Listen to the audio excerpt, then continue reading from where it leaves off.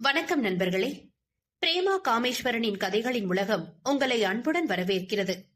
இப்ப நீங்க கேட்க போறது பிரேமா காமேஸ்வரன் எழுதிய அக்னியின் சாரல். குரலால் உயிர் கொடுப்பது உங்கள் ஆர்ஜே நித்யஸ்ரீ. இந்த கதை உங்களுக்கு பிடிச்சிருந்தா பிரேமா காமேஸ்வரன் ஆடியோ நாவல்ஸ் சேனலை சப்ஸ்கிரைப் பண்ணுங்க. கதைகளை கேட்க விரும்பும் உங்களோட நட்புகளுக்கும் ஷேர் பண்ணுங்க. உங்களோட கருத்துக்களை மறக்காம சொல்லுங்க. கதைக்குள்ள போகலாம் வாங்க. அக்னியின் சாரல். அக்னியின் சாரல். பிரேமா காமேஸ்வரன். அத்தியாயம் 1.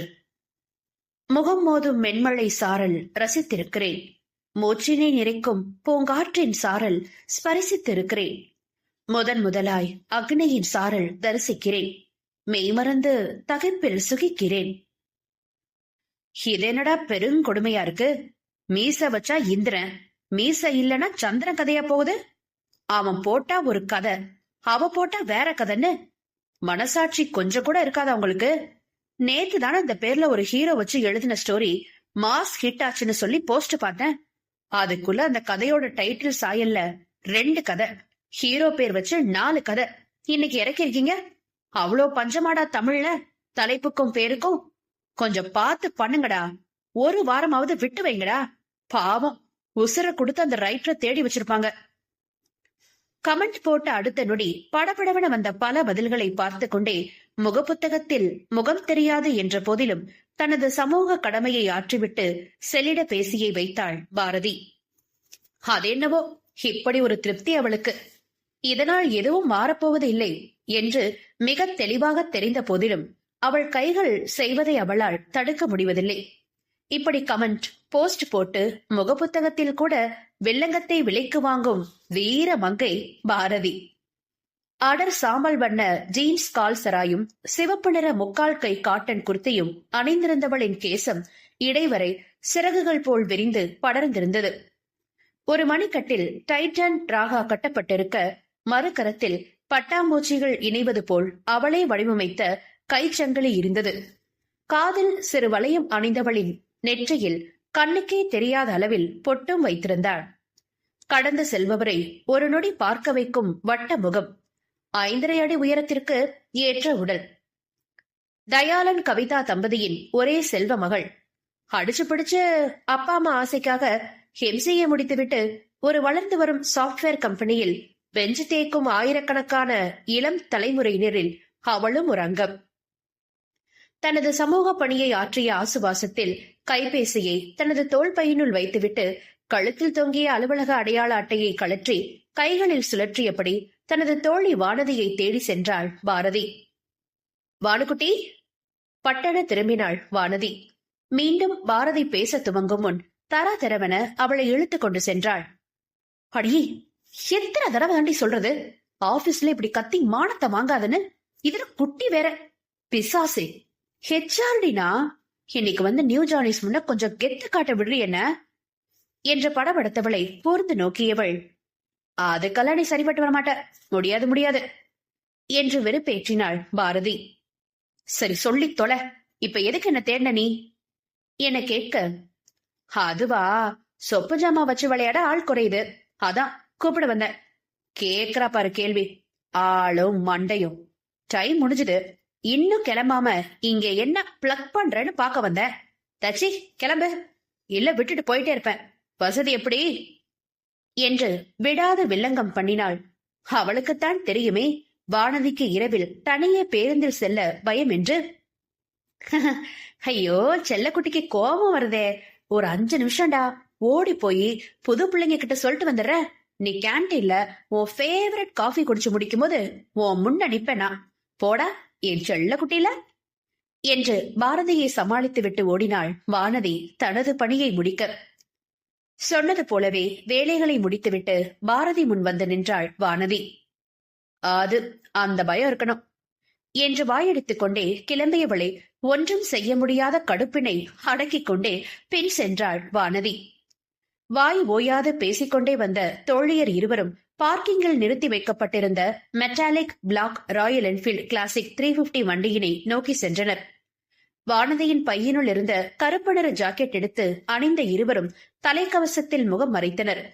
சுற்றியிருந்த ஆண்களில் பலரின் பார்வை அவர்களின் வண்டியின் மீது இருப்பதை உணர்ந்து எப்போதும் போல கர்வம் தலை தூக்க ஒரு இளவரசியின் கம்பீரத்தோடு அந்த எந்திர புறவியினை கிளப்பிக் கொண்டு திருவான்மையூரில் இருக்கும் தங்களது விடுதியினை அடைந்தனர். 5 வாழும் அறை ஒன்றை எடுத்து 2 மட்டுமே வசிக்கின்றனர். விடுதி உள்ளே நுழைந்ததும் பக்கத்து அறை பிரவீனா, ஹே பாரு, என்னடி இப்படி போட்டு வச்சிருக்க கமெண்ட், FB குரூப் பத்திக்கிட்டு எரியுதுரி, யாரு என்ன ஏதுன்னு கமெண்ட் போஸ்ட் பறக்குதுரி என்றாள். அப்பா, கமெண்ட் ரீச் ஆயிடுச்சா, இப்பதான் நிம்மதியா இருக்கு என்றவளை, இப்ப என்ன 7.5 எழுத்து வச்சிருக்கு இந்த எருமை என்பது போல் சந்தேகமாக பார்த்தாள் வானதி. பின் என்னடி, பாவம்ல அந்த ரைட்டர், அதுவே சின்ன பிள்ளை, எவ்வளவு கஷ்டப்பட்டு தேடி எடுத்து வச்சிருப்பான் அந்த டைட்டில. அந்த தலைப்புக்கு நியாயம் செய்யற போல எவ்வளவு மெனக்கட்டு எழுதியிருந்தா தெரியுமா அந்த கதைய என்று கொதித்தவளை, அதுக்கு என நீர் தெளிக்க பார்த்தவளை சட்டை செய்யாது, அதான் அந்த காப்பி அடிச்ச ரைட்டர் போஸ்ட்லயே போய் கேட்டுட்டு வந்தேன் என்றவளை, எது அவங்க போஸ்ட்லையா என்று அதிர்ந்து போய் பார்த்தனர். அடியே பக்கி, உனக்கு எதுக்கடி இந்த வேலை? அந்த ரைட்டரோட ஃபேன்ஸ் வண்ண வண்ணமா கழுவி ஊத்த போறாங்கடி. அதெல்லாம் கமெண்ட் போட்ட அடுத்த செகண்ட் ஸ்டார்ட் ஆயிடுச்சு. இப்ப ரொம்ப உக்கிரமா போகும் போல, அதான் இவளுக்கே தெரிஞ்சிருக்கு. ஏண்டி என்பது போல் பார்த்தவள் மனம் உணர்ந்து, யாராச்சும் பூனைக்கு மணி கட்டி விட்டுட்டு தானே ஆகணும், அதென்ன அப்படி ஒரு சோம்பேறித்தனம்? ஒருத்தங்க உழைப்ப திருடி கொஞ்சமும் உறுத்தாம அவங்க உழைப்பு போல காட்டுறது, அதுல பேர் வேற வாங்குறது, கேள்வி எது கேட்டா இன்ஸ்பிரேஷன் அப்படின்னு கூசாம சொல்றது. இவங்க பண்றதுக்கு பேரு காப்பி அடிக்கிறது. அட்லீஸ்ட் படங்கள்ல ஸ்டார்டிங்ல போடுறது போல நன்றின்னு போடவாவது செய்யணும். அந்த தைரியம் இருக்கவங்க இந்த வேலை செய்யணும். இல்லனா நான் சொல்லத்தான் செய்வேன், கேட்கத்தான் செய்வேன். அது குத்துது குடையுதுன்னா நான் பொறுப்பு இல்ல, பிளாடி பிஸ்கட்ஸ் என்று பொங்கி வழிந்தாள் பாரதி.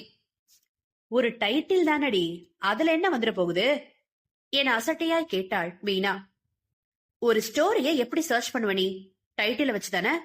சர்ச் இன்ஜின் பாப்அப் பத்தி தெரியும் தானே. ஒரு வேர்ட் போட்டா அந்த சாயல்ல இருக்க எல்லாமே வரதானே செய்யும். சோ நீயே யோசி, அது எவ்வளவு பெரிய இன்டெலெக்சுவல் திருட்டுன்னு. ரொம்பவே நூதனமான திருட்டுடி. MBA படிச்ச உனக்கு தெரியாதா இது எவ்வளவு பெருசுன்னு? அந்த எல்லா கொடுமையும் தெரியும்டி, அதான் வீதியாவது. நீ கை வைக்கிற இடம் எல்லாமே வில்லங்கொண்டி, சொன்னாலும் கேட்டு தொலையாதடி. போனோமா கதை படிச்சோமா வந்தோமான்னு இல்லாம எதுக்கு உனக்கு இந்த வேலை? எவ்வளவு பர்சனல் அட்டாக் பண்ணிருக்காங்க பாரு. தேவையா உனக்கு? கதை படிக்கிறதே ஒரு சின்ன டைம் பாஸ்க்கு, அங்கேயும் போய் என்னடி இது என பின் விளைவுகளை நினைத்து அழுத வானகியை கண்டு, அதுக்கு புரியாத வரை சரின்னு வாய் மூடி இருக்கலாம், தெரிஞ்ச பின்னாடி எப்படிடி? முன்னெல்லாம் உழைப்ப திருடினாங்க, இப்போ டிஜிட்டல் வேர்ல்ட், திருட்டும் டிஜிட்டலைஸ் பண்ணிட்டாங்க போல. அதான் ரொம்ப ஈஸியா அறிவை திருடுறாங்க. வெளியே இது அவ்வளவு பெருசா தெரியறது இல்ல. இதுதான் சின்ன விஷயம்தான்ற ஒரு அலட்சியம். ரொம்ப சின்னதா தெரியறதுக்கு பின்னதான் பெரிய வேலையெல்லாம் இருக்கும். இல்லனா கதை எழுத தெரியறவங்களுக்கு ஒரு தலைப்பு கொடுக்கறதா பெரிய விஷயம்?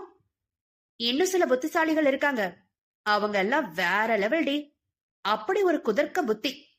உசுர கொடுத்து கதை எழுதிருப்பாங்க ஒருத்தங்க, அத படிச்சுட்டு அதுக்கு ஜஸ்ட் ஆப்போசிட்டா அந்த ஹீரோ ஆர் ஹீரோயின் இருந்தா எப்படி இருக்கும் அப்படின்னு எழுதுறது. ஒரு கதைக்கு தனியா கதைக்கரு தேடுறதே இல்ல. அடுத்தவங்க உருவாக்குனது மேல அழகா போய் உட்கார்ந்து சாம்ராஜ்யம் உருவாக்குறது. போய் பாரு, அவங்க அறிவை திருடிட்டு ஒரிஜினல் விட அதிகமா பேரு புகழ் பணம்னா சம்பாதிக்கிறது. என்ன மாதிரி மனநிலை அது? அட்லீஸ்ட் கொஞ்ச நாள் கேப் விட்டாவது பண்ணணும். அதுவும் இல்ல, இங்க முடிக்க போறதுக்கு முன்னாடியே அங்க ஸ்டார்ட் பண்ணிடுறது. எவ்வளவு தப்பு இது. போனா போகுதுன்னு அதை தாங்கிக்கிட்டாலும் அவங்கதான் நீதிடா, நேர்மடா, நியாயம்டான்னு கதை முழுக்க நாட்டாம டைலாக் விட்டுட்டு இருப்பாங்க. கடுப்பாகுமா ஆகாதா? அதான் கமெண்ட தட்டி விட்டேன். உனக்கு எதுக்குடின்னு திரும்ப கேட்காத. அந்த ஸ்டோரி எழுதின பொண்ணு ரொம்ப சின்ன புள்ளடி, ஜஸ்ட் 20 தான். எவ்வளவு உழைப்ப கொட்டியிருக்கா தெரியுமா அந்த கதையில. அவளுக்கு இந்த கேவலமான பாலிடிக்ஸ் எல்லாம் தெரியாது. அதான் மனசு கேட்கல, போயிட்டு எடுத்து சொல்லிட்டு வந்தேன் என தோள்களை குலுக்கினாள் பாரதி. இதுல உனக்கு என்னடி லாபம் என்று எதிலும் லாபம் தேடும் நிர்வாகம் பயின்றவளை முடிந்த மட்டும் முறைத்தவள், நாடு உனக்கு என்ன செஞ்சதுன்னு கேக்குறாள் நான் இல்ல, நாட்டுக்கு நான் இத செஞ்சேன்னு சொல்ற ஆள்டினா உன் நண்பி என தத்துவம் பேசியவளை நோக்கி வானதியின் கைப்பை பறந்து வந்தது. பிஞ்சுன்னு சொல்லிட்டேன். ஓடி போயிடு கழுத. முடியலடி உன்னோட. ஷோ அடியே, உன்னை வச்சுக்கிட்டு ஆபீஸ்லதான் அடுத்தவங்க வேலையை நான் செஞ்சேன்னு சொல்றவங்கள விடாம போய் சண்டை போடுறேன்னு பார்த்தா FB-ல கூட வாடி அடங்கவே மாட்டியா நீ? நீ சண்டை போடுறவங்க அத்தனை பேரும் உன்னை விட்டுட்டு என்கிட்ட வந்து எகுறாங்க. HR-ஆ இருக்கிறது ஒரு குத்தமா, இல்ல உன் ஃப்ரெண்டா இருக்கிறது ஒரு குத்தமா? முடியலடி என்று கதறிய வானதியின் தோளில் கை போட்டு கழுத்தோடு சேர்த்து இறுக்கி அணைத்து, ஒரு நல்லது பண்றதுக்கு கூட எவ்வளவு கேள்வி கேக்குது இந்த உலகம். முடியலடா முருகேசு என்று முணுமுணுத்தவள், கைப்புள்ள விடுறா விடுறா, சிங்கப்பெண் வாழ்க்கையில இதெல்லாம் சகஜம்டா. இதுக்கெல்லாம் அசர்ற ஆளா நாம? இதெல்லாம் பெருமையா நம்ம கடமடா மாறா என்று சிரித்தாள் பாரதி. சைத்தாங்குட்டி, கழுத்தை விடு பரதேசி, உன் பாசத்துல மூச்சு அடைக்குது. என்னைக்கு இப்படி நீ பண்றது பெருசா வரப்போகுதோ தெரியல, அன்னைக்கு இருக்கு உனக்கு என்று நிதர்சனம் உரைத்தாள் வானதி.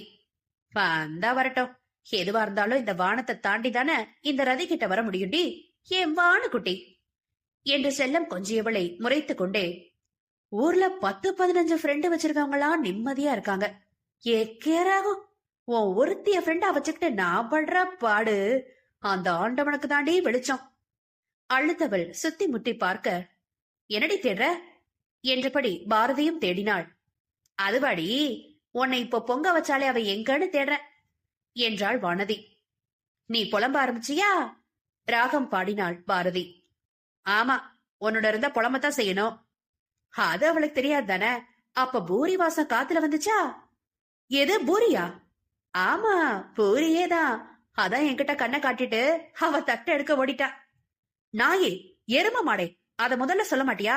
அச்சோ பூரி போச்சே என்று திட்டிக் கொண்டே அவர்களது உணவு கூடத்தை அடைந்தனர் இருவரும்.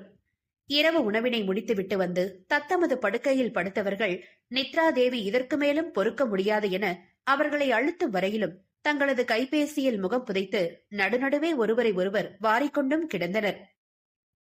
என்னதான் புலம்பி தீர்த்தாலும் பாரதியின் இந்த குணம் மிகவும் பிடிக்கும் வானதிக்கு. எத்தனை பேர் இப்படி இருப்பார்கள் என்பது அவளது எண்ணம். வானதி பாரதி நட்பு அதுபோல ஒரு சந்தர்ப்பத்தில் தான் துவங்கியது. மதுரையின் அரசு பள்ளியில் படித்து அரும்பாடுபட்டு தமிழ்நாட்டின் தலைநகரத்தின் புகழ்பெற்ற கல்லூரியில் இளங்கலை கணிதம் படிக்க வந்தாள் வானதி. அரசு பள்ளி பெருவாரியான மாணவர்கள் சந்திக்கும் பிரச்சனைதான் அவளுக்கும் இருந்தது. கணிதம் மீது தீரா காதல் கொண்ட வானதிக்கு கணிதம் கைகளில் விளையாடியது. ஆனால் ஆங்கிலம் அடப்போடி என்று தெரித்து ஓடியது. இதனாலே அவள் செய்யும் பல செயல்களை தான் செய்தது போல கூறி பலர் பாராட்டு பெற்று வந்து செல்ல உழைத்தாள். ஒதுங்கி போய் நின்றாள் அங்கீகாரமின்றி. 2ஆம் வருடம் வரை பொறுத்து பார்த்த பாரதி அன்று பொங்கி விட்டாள். அதெப்படி பபிதா, ஏதோ நீயே செஞ்சது போல சொல்ற, எங்க இந்த சம செஞ்சு காட்டு, இதுவும் அது போல தானே எனவும் திருத்தாள் அந்த மாணவி. ஓய் வானதி, இங்க வா, இது நீ தானே செஞ்ச, பின் எதுக்கு அவகிட்ட கொடுத்துட்டு பேக் மாதிரி பின்னாடி நிக்கிற? உனக்கு இங்கிலீஷ் வரலன்னா தமிழ்ல சொல்லு, கொஞ்சம் கொஞ்சமா கத்துக்கோ. அதுக்காக பயந்துகிட்டு உன்னோட உழைப்ப அடுத்தவங்க எடுத்துக்க விடுவியா நீ?